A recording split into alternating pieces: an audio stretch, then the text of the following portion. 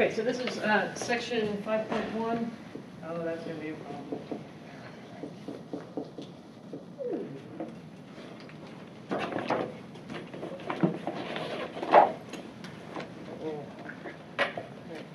So this one said the marginal average cost is the following.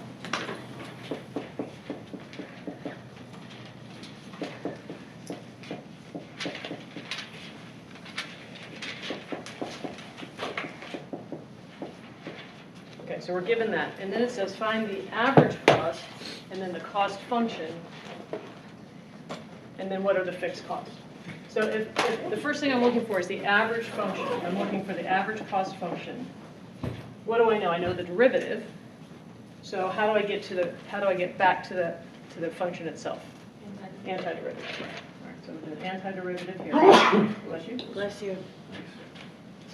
So here I can rewrite this in power form. So that would be, let's see, minus 1,000 x to the minus 2. So we know when we do the antiderivative, we take the power and we raise it by 1, and then divide by that. So we divide this 1,000 by negative 1, so we'll just call that 1,000, plus c. Then I recommend going back into the other format because it's easier to work with the negative exponent. So we go into negative exponent form just for the derivative and antiderivative part, and then pop back out.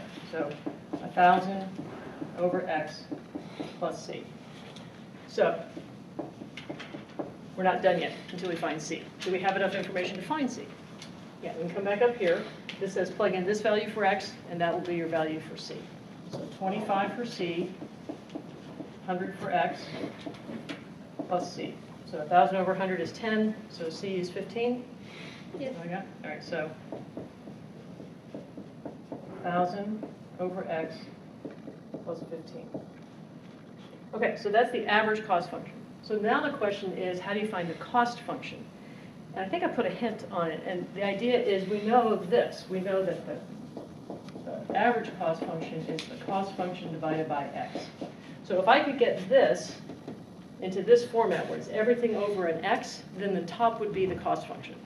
So can I get this into everything over a single x? Yeah, I can treat this, just add, multiply to get common denominator, so I'll get 1,000, in this case 1,000 plus 15x over x. So that means just that numerator part would be your cost function.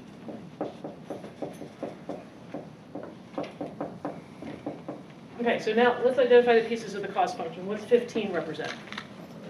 Yeah. Fixed cost. 15 is not going to be your fixed cost, because for every x, it's going to keep adding more. So this is your variable cost or your per item cost. This one is your fixed cost because it doesn't matter how many you make, right? It doesn't matter how many you make here, this cost stays the same. So that's your fixed cost, your startup cost, however you want to think about that. Is that better? Yeah. Okay, Thank very you. good. Yeah, no problem. Anybody else? Anything else?